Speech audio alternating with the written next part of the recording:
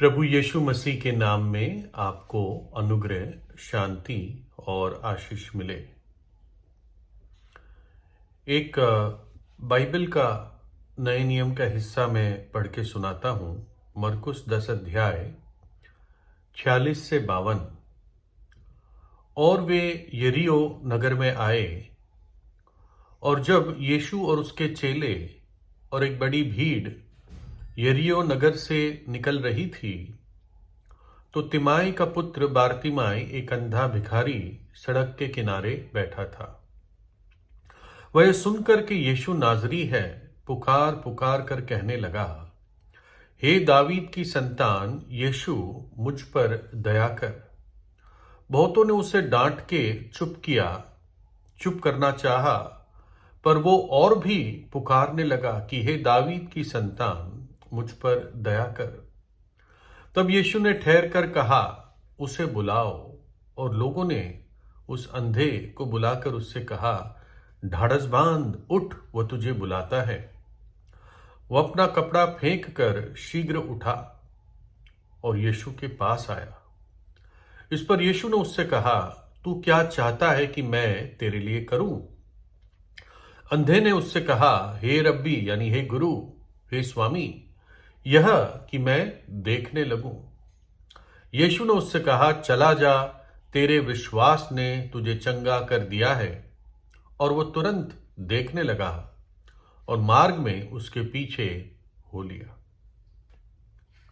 तो यहां पर एक अंधा भिखारी है जिसका नाम बारतिमाई है। यरीहो नगर में ये रहता था। आज भी ये नगर है, जेरिको सिटी के नाम से जाना जाता है। और वो सड़क के किनारे बैठकर भीख मांगता रहता था। आते जाते लोग कुछ दे देते थे। और एक दिन उसने एकदम बड़ी हलचल महसूस की। बहुत वातावरण में आवाज सी थी, क्योंकि देख तो सकता नहीं था, लेकिन उसको लगा कि कुछ हो रहा है, जैसे कोई घटना हो रही या होने वाली है। और उसने आसपास के किसी व्यक्ति से पूछा, भाई क्या बात है, क्या हो रहा है? कुछ ऐसा महसूस हो रहा है। तो किसी ने उसको कहा कि यीशु नाजरी यहां पर आ रहा है या यहां से गुजर रहा है।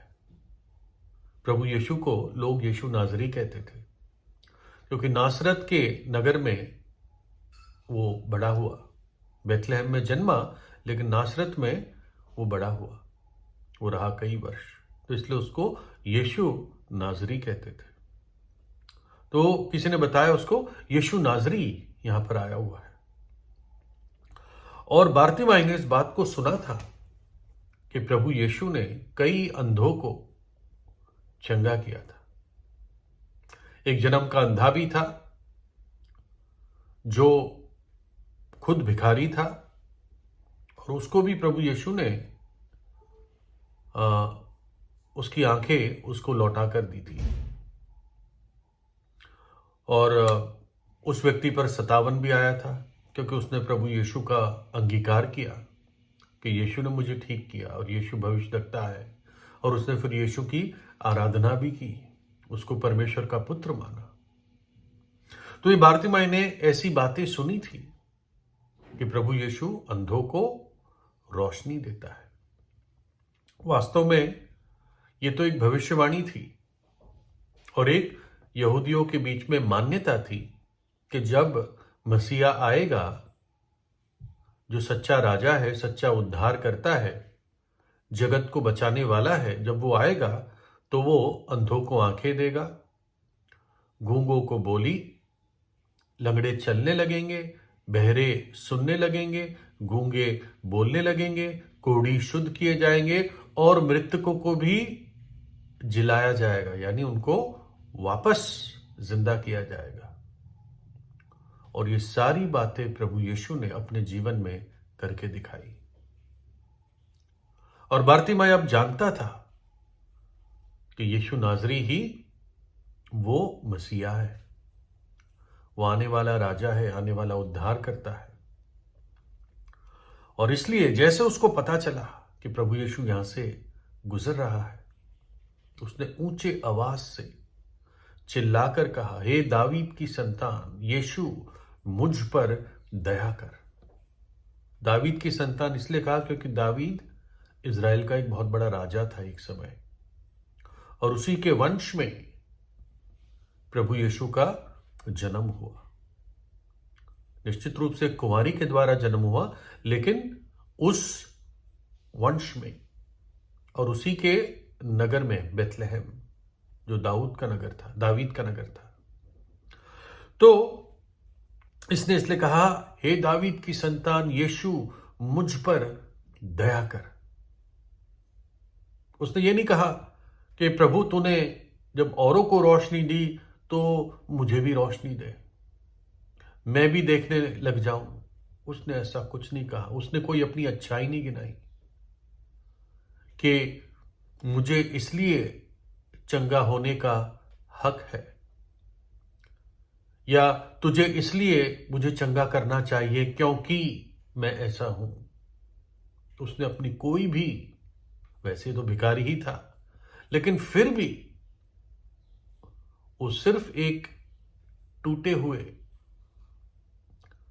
व्यक्ति की तरह दया की भूमि पर खड़ा हो गया और कहने लगा, हे यीशु, मुझ पर दया कर। और जो आसपास के लोग थे उन्होंने कहा, भाई चुप कर, चुप कर, ऐसे जोर जोर से क्यों चिल्ला रहा है। बारतिमाई जानता था कि यही मेरे पास एक मौका है, मैं अंधा हूं, मैं इसके पास नहीं जा सकता, ना ये यरीहो में बार बार आएगा। उसको मालूम था यही एक मौका है, और लोगों ने चुप करना चाहा उसको, लेकिन वो और तेजी से पुकारने लगा, हे यीशु, मुझ पर दया कर। और उस सारी भीड़ की आवाज में उसकी पुकार, उसकी प्रार्थना प्रभु यीशु के कानों में पहुंची, और प्रभु यीशु के बढ़ते हुए कदम रुक गए, और प्रभु ने कहा, उसे मेरे पास लाओ। और लोग उसके पास गए और उसे कहा, भाई ढाढ़स बांध, खुश हो जा, यीशु तुझे बुलाता है। तो एकदम उसने जो अपना चद्दर या कोई कपड़ा उसने ओढ़ रखा था उसको फेंका और प्रभु यीशु के पास आया। और प्रभु यीशु ने उससे पूछा कि तू क्या चाहता है कि मैं तेरे लिए करूं।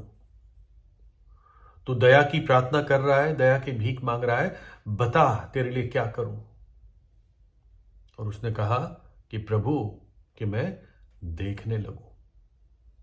और प्रभु यीशु ने कहा, अपने मार्ग में चला जा, तेरे विश्वास ने तुझे चंगा कर दिया है।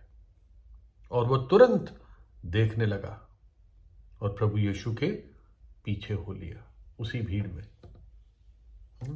अद्भुत रीति से प्रभु यीशु ने इस अंधे भिखारी के जीवन में कार्य किया। बारतिमाई जानता था केवल यही है जो मेरे लिए कुछ कर सकता है, केवल यही है, और इसलिए उसने वो मौका नहीं छोड़ा। क्या आप जानते हैं कि केवल प्रभु यीशु है पूरे जगत में, पूरे मानव के इतिहास में, मनुष्य के इतिहास में, जो पाप क्षमा कर सकता है। केवल वही है जिसके पास पाप क्षमा करने का अधिकार है, और केवल यीशु ही है जिसने हमारे पापों को और पापों की सजा को अपने शरीर में कलवरी के क्रूस पर उठा लिया। केवल प्रभु यीशु ही है जिसने मृत्यु को हराकर तीसरे दिन जी उठा और युगानुयुग जीवित है। केवल यीशु का लहू ही हमें सब पापों से शुद्ध कर सकता है, अगर एक पापी विश्वास करे। यदि वो पापी सच्चा पश्चाताप करता है और दिल से ये प्रार्थना करता है, हे यीशु, मुझ पर दया कर, प्रभु यीशु उसको भी क्षमा करेगा।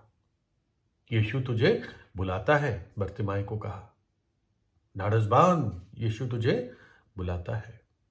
अपना कपड़ा फेंक कर, अपनी चद्दर फेंक कर वो प्रभु यीशु के पास आया। लोग लाए उसको। और वैसे ही आप भी अपना वो पुराना पाप के धब्बों से सना हुआ कपड़ा, वस्त्र फेंक कर प्रभु यीशु के पास आए। प्रभु यीशु नए वस्त्र देता है, उद्धार के वस्त्र देता है, श्वेत वस्त्र देता है, धार्मिकता अर्थात सदाचारिता के वस्त्र देता है।